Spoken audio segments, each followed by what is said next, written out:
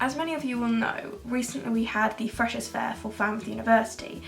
At other universities you might not have had it, depends on when you sort of started, but the point being is that soon you will be deciding what societies you want to join, and I'm here to basically help you with that thought process. So last year when I was a fresher, I went round to all the different stalls and I was kind of one of those sort of very typical ones, and they're just like, I'm basically going to try everything. So I signed up to a lot of things, only to find that some of them were a big disappointment. Now, I'm not going to name any of the ones which I was kind of disappointed by, because that would kind of be a bit rude.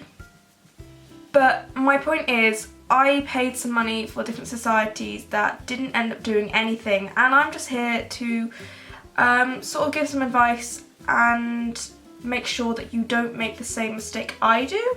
So some of the societies that I did join and didn't do anything, I look back on now and I realise that there were different indicating factors as to why they probably didn't, and I should have seen at the time that it wasn't going to be a good idea. For one, there was the fact that they didn't have a big social media presence. It might not seem like a big thing, but I think for the generation that we're in, just basically any society that's keeping on top of their like Facebook, their Instagram, Twitter, any other sort of social media platform means that they have good stead for sort of continuing events throughout the whole year, and it means that you're investing your money in something that's going to be worthwhile and useful, and you're not going to waste it. And trust me, you need the money when you're at university. You can't afford to waste anything, pretty much. Or basically use it on alcohol.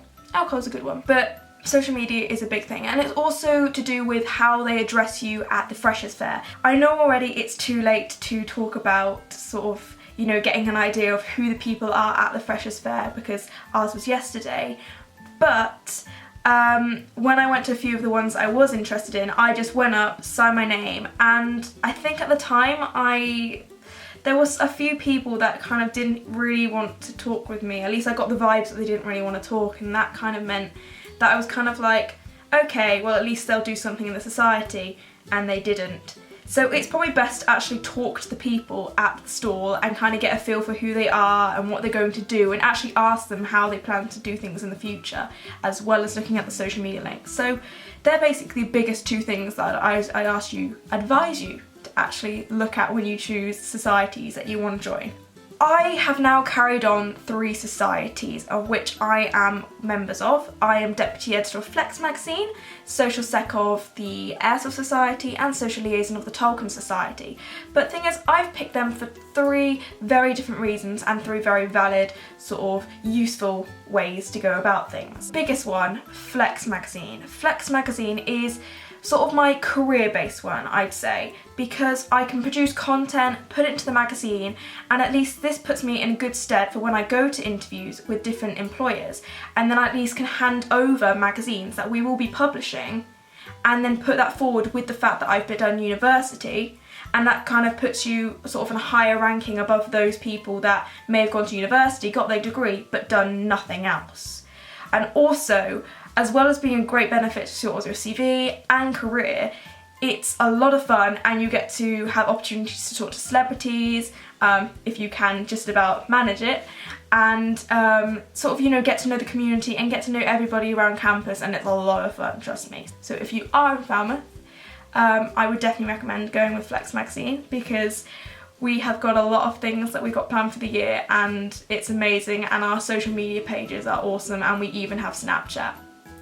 This is the whole new way of social media stuff. So yeah, you need to check us out. Second one would be Tolkien Sock. Tolkien Sock for me is essentially just because I am a massive Lord of the Rings fan. It's like my ultimate fandom, and I needed to join it. Like, it's got nothing to do with my career necessarily, except for the writing part of it maybe. But no, I'm just generally a mad Lord of the Rings fan, so I'm like, I'm using every opportunity, and oh my god, we have got the best things planned for the year. I mean, we're wanting to work with archery, horse riding, sword fighting, even like role play, and we're gonna go in bar crawls and do recipes for different Lord of the Rings inspired things, and like maybe jewellery making, and oh my god, we've got the most amazing plans. We're gonna go on like expeditions to different places. We might work and go, oh, there's so much things, there's so much potential, and it's gonna be an awesome year. Oh, and someone else to teach you sort of Dwarvish and Elvish, and it's gonna be so fucking amazing. And then the other one is Airsoft Society. Airsoft Society for me is one of those ones where I was walking around the different stalls at university, and I just wanted to try something new, something which I've never heard of.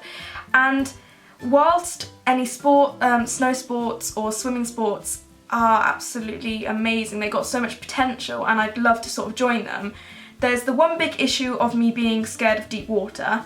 Can't really ever get over it, and I'm such a weak swimmer, so as much as I want to do swimming or like any of the different sort of sea sports like surfing, I would just be an absolute wreck.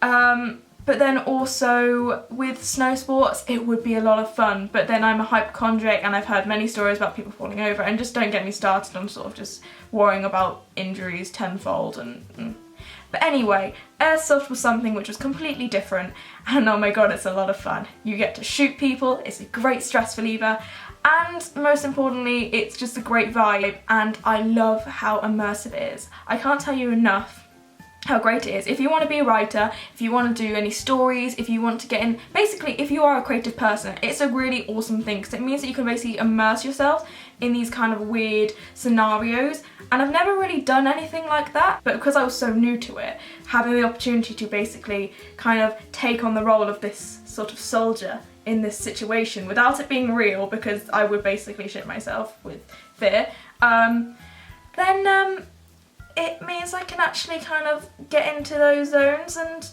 that helps me with stories, and that's one of the greatest things. So I would think about going for societies that are going to help you in like sort of ways that you really are interested in things. I didn't phrase that well, but you know, sort of just really think about why you're joining societies, so you probably don't make the same mistake I did last year and spend money on ones that did nothing and I didn't have time for.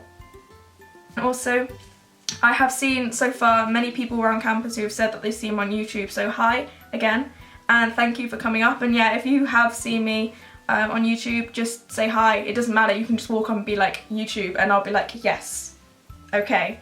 I'm very happy meeting people. Suddenly, over the past year, I've got into this mode where I just get so hyper and happy because people keep coming up to me, and I've become very extroverted. So yeah, you can just say YouTube and I'll be like, yes, okay. Like, I'm a bit weird, you can be a bit weird, it's all good. We're all the same here. Anyway, if you want to see any more of my videos, just subscribe, like, comment, anything. I'm happy to talk anytime. Yeah, so until next time.